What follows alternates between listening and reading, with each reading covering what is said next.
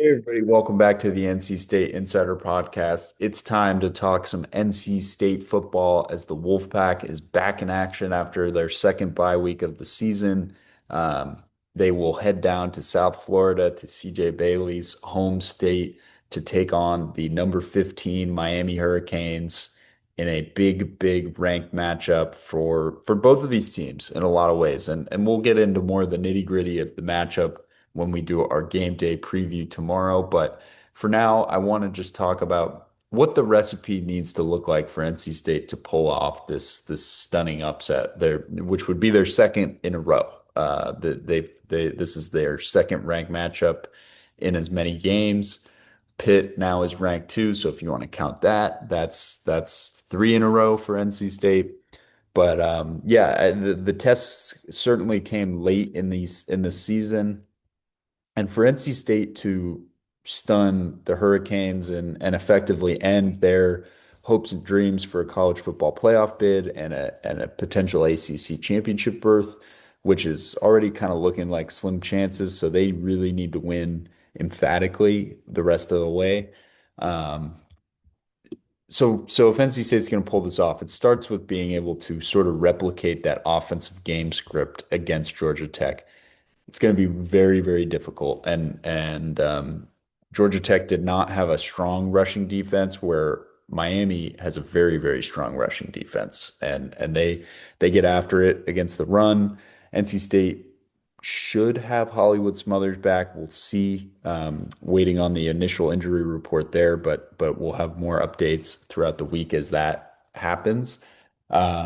If they do, they're in better shape as well as Duke Scott played against Georgia Tech. Again, that Georgia Tech rush defense was not a strong unit. So NC State went into that game expecting to be able to run the ball no matter who was back there. So it starts for Miami defensively with their edges. They got two future NFL guys in Ruben Bain Jr. and Akeem Mesidor. They are monsters. These guys have elite run defense ability, elite pass rush ability. They can mess your day up. Like flat out mess your day up. That's what they do. That's their job. And NC State will have to find a way to neutralize them or at least take one of them out of the game to sort of get things moving offensively. Bailey's going to have to be on target. Miami has some good players in the secondary. They're aggressive. They like to ball hawk, and um, NC State's just going to have to put a lot of points on the board to win this game. I don't know if they'll have to put 48 like they did against Georgia Tech, because the next part of this recipe is, can you just find a way to create some turnovers? Because this Miami team, when Carson Beck turns the ball over, is not the same. In their two losses, those have been the games where he's struggled to maintain possession. He's struggled with accuracy. When he's off target, when he's off schedule, he is not an elite quarterback. And that's how you have to attack this Miami team. The problem for NC State, they're working with a skeleton crew defensively still. I expect several players to remain out on the defensive side of the football.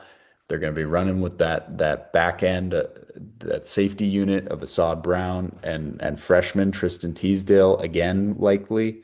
So not a lot of experience back there going against Carson Beck, a quarterback who has 6 years of college experience, or five, I guess.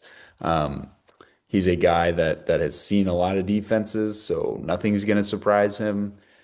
It's going to come down to creating pressure. And if, these guys can step up, there's a lot of personal agendas with a lot of Wolfpack players from Florida. You got Caden Fordham, you got Brandon Cleveland. These guys want to win this game really bad. So if they can find a way to get him off schedule, force some turnovers, that could go a long way. And then finally, it's really simple, but this team has to play complementary football again. There can't be a lapse on one side of the ball if NC State wants to win this game. Against Pittsburgh, NC State's offense kind of came out firing. They were able to get some explosive plays. They scored points. The defense was a disaster.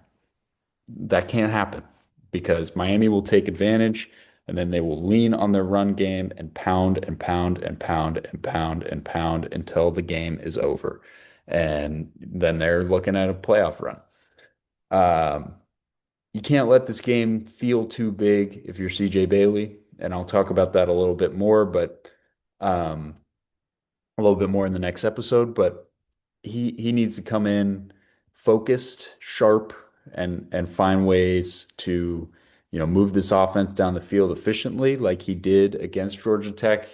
Kind of spiced it up in terms of big play drives and, intermediate passing, was able to utilize Noah Rogers a lot, was able to utilize the other tight ends. Unclear if Justin Jolie will be back, but if he is, that'll be a huge bonus for NC State because that whole room has tremendous confidence right now. They're sort of locked in to a point that I wouldn't have expected at the beginning of the season, and they all feel like they can make a major impact on the game. So attacking with those guys and a confident Bailey could be a recipe for success. So let's break down the recipe so far. What do you have to do? You got to run the ball well, whether that's with both of your running backs or, you're leaning on Duke Scott again. You have to find a way to neutralize Bain and Mesidor or one of the two. You have to keep your quarterback upright in that way. And luckily, those guys will be going against NC State's stronger tackle options.